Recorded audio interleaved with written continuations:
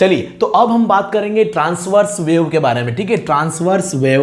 Okay, तो हमने last lecture में देख लिया था लॉन्गिट्यूडनल वेव क्या होती है। जिस डायरेक्शन में वेव का मोशन होता है उसी डायरेक्शन में particle back and fourth motion करते हैं। पार्टिकल मतलब एयर में कौन पार्टिकल होंगे, मॉलिक्यूल्स, ठीक है, मॉलिक्यूल होंगे, अजीब अजीब प्रकार के एयर्स होगी, ऑक्सीजन होगा, नाइट्रोजन होगा, फलाना फलाना जो भी।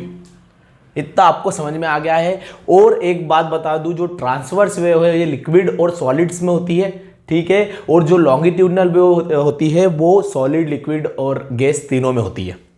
ओके, तो अब मैं एक बात बता दूं आपको कि अगर हम बात कर रहे हैं साउंड की, कि हमको भैया साउंड जिस ऑब्जेक्ट, जिस इंस्ट्रूमेंट से आवाज निकली है फिर अपने कान तक किस तरीके से पहुंच रही है, अगर तीनों मीडियम में बात की जाए तो जो एयर रहेगा उसमें वो लॉन्गिट्यूडनल वेव के फॉर्म में आएगा, ठीक है, ट्रांसफर होगा वहां से जो भी इंस्ट्रूमेंट है वहां से आपके कान तक, ठीक।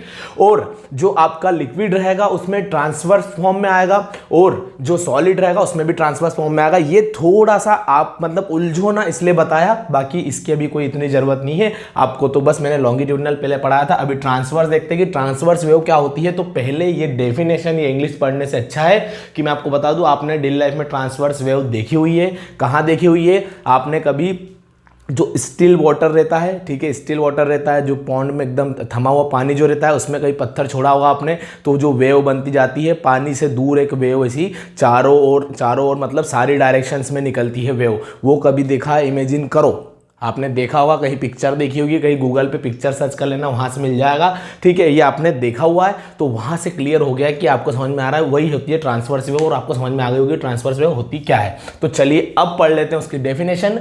A wave in which the particle of the medium vibrate up and down at right angle to the direction in which the wave is moving।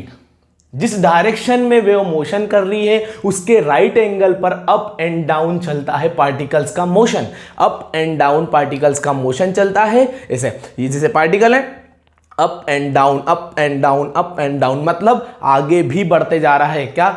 Wave आगे बढ़ रही है, ना कि पार्टिकल उसकी प्लेस पे अप करेगा, डाउन करेगा, जैसे डाउन करेगा अगला अप करेगा, डाउन करेगा, इस तरीके से मोशन चलता है, ठीक है। इसमें भी वो हो नहीं रहा है कि यार पार्टिकल है, एक ही पार्टिकल जा रहा है, पार्टिकल ट्रांसफर कर रहे हैं एनर्जी को ट्रांसफर कर रहे हैं, ठीक है। इतना समझ में आ गया आपको ये?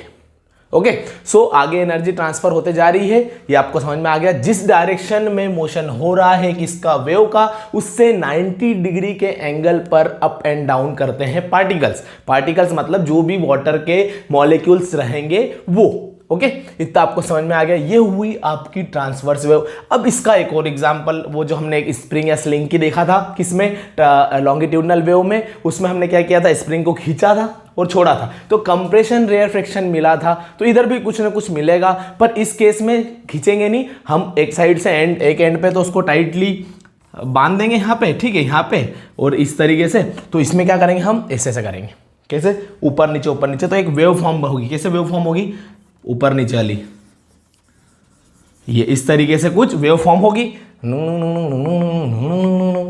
है ना, सांप बनेगा, ऐसे करते ना अपन, तो सांप बनेगा। ये बात आपको समझ में आ गई है। तो इस तरीके से यहाँ पे स्प्रिंग को या फिर स्लिंकी को हम मोशन करवाएंगे, तो यहाँ से हमको देखने को मिलेगा 90 डिग्री। जैसे देखो, यहाँ से इसकी मोशन किधर हो रही है, इधर हो रही है, क्योंकि इधर हम फोर्स लगा रहे हैं, सब पीछे खींच के ऐसे कर रहे हैं, ठीक है, हमसे खींच के ये कर रहे हैं, मतलब इधर फोर्स लगा रहे हैं, मतलब मोशन इधर हो रहा है, पर अप एंड डाउन, ऊपर नीचे हो रहा है, अप एंड डाउन, और मोशन आगे, मोशन इधर हो रहा है जैसे, तो अप एंड डाउन, समझ में आ रही बात, अप एंड डाउन हो रहा है 90 डिग्री पे, पर मोशन से 90 डिग्री पर हो रहा है, ये बात आपको समझ में आना चाहिए यहाँ पे। तो ये होती है ट्रांसवर्स वेव। तो अब बढ़ते हैं आगे, चलो देखते हैं ट्रांसवर्स वेव को, देख लेते हैं क्या है। देखो, इस तरीके से आपने देखा होगा पानी में जैसे पत्थर गिरा, वैसे ही एक वेव ऐसे करते बढ़ती है आगे, जैसे ये, ठीक है। तो इसको हमने एक बड़े से बनाया। तो क्या हो रहा होगा उस वेव में, जैसे आपको मैं पहले तो फील दिलाता हूं जो आपने देखा है। तो वाटर यहां तक भरा हुआ रहता है इसमें, मतलब ये पूरा वाटर है, ठीक है, पर यहां पे वाटर नहीं रहता है, ये होलो रहता है, ठीक है, ये होलो रहता है, यहाँ पे वापस वाटर भरा हुआ रहता है, इस तरीके से वेव रहती है। अब आपको शायद फील आ रहा होगा कि क्या हो रहा है। तो ये जो है, ठीक है, ये हम्प जो उठा हुआ है, ठीक है, इसको हम क्या बोलते हैं, इसको बोलते हैं क्रिस्ट। ओके, और जो ये होलो जो है होलो, तो इसको हम बोलेंगे, इसको ट्रॉ बोलेंगे। क्या बोलेंगे, TROUGH, ट्रॉ। क्रिस्ट और ट्रॉ होता है इसमें। ओके, सो वापिस नेक्स्ट पे ये भी क्रिस्ट हो जाएगा, फिर यहाँ पे वही ट्रॉ, और सेम एम्पलीट्यूड रहता है। ये एम्पलीट्यूड, ये जो ऊंचाई है, ये जो ऊंचाई है ये सेम रहती है, सेम रहती है। ओके, सो ये क्रिस्ट हुआ, ये ट्रॉ हुआ। ओके, और सर ये लाइन को क्या बोलेंगे? इस लाइन को ध्यान रखना, इस लाइन को बोला जाता है लाइन ऑफ जीरो डिस्टरबेंस। ठीक है, क्या बोलेंगे? Zero disturbance. मतलब क्या हुआ सर? इस लाइन पे डिस्टरबेंस जीरो है। मतलब ये किस कारण आ रहा है? ये क्रिस्ट क्यों बन रहा है? ये ट्रॉ क्यों बन रहा है? पार्टिकल्स में उछल पछल हो गई इस कारण। तो उछल पछल क्यों हुई है? क्योंकि यहां पे कोई इंस्ट्रूमेंट है जो कि बजा है, जिसकी आवाज है, वो साउंड एनर्जी प्रोड्यूस हुई, साउंड एनर्जी से पार्टिकल को एनर्जी मिली, पार्टिकल ने उछल पछल शुरू कर दी है।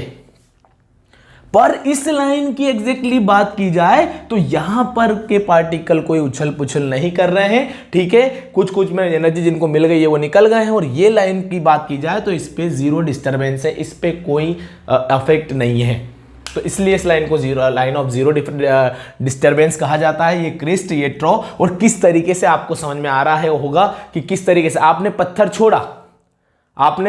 छोड़ा, पत्थर जैसे गया आपके पास, आपने पत्थर अभी कहाँ है? पोटेंशियल एनर्जी आपने छोड़ा, potential energy converted into kinetic energy.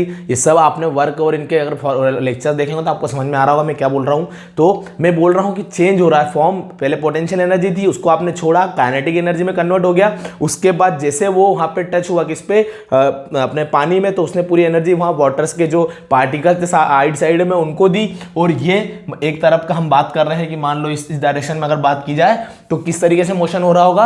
ये पार्टिकल को एनर्जी मिली, पार्टिकल उछलना शुरू हुए, आगे ट्रांसफर कर दी, फिर आगे ट्रांसफर कर दी, फिर आगे ट्रांसफर कर दी। अप एंड डाउन मोशन हो रहा है, किसके परपेंडिकुलर? जिस डायरेक्शन में वेव का मोशन हो रहा है उसके परपेंडिकुलर। ये बात आपको समझ में आ गई होगी। ये होता है भैया ट्रांसफर से। अब ऐसे ही क्या, जैसे इसको जैसे समझा ना हमने, ऐसे कैसे हम उसको भी बना सकते हैं। किसको? हमारी लॉन्गिट्यूडनल वेव का फॉर्म भी इस तरीके से बना सकते हैं। उसको बना के देख लेते हैं और एक काम करते हैं, ट्रांसवर्स और लॉन्गिट्यूडनल वेव दोनों को साथ में थोड़ा सा लेके चल देते हैं। चलिए।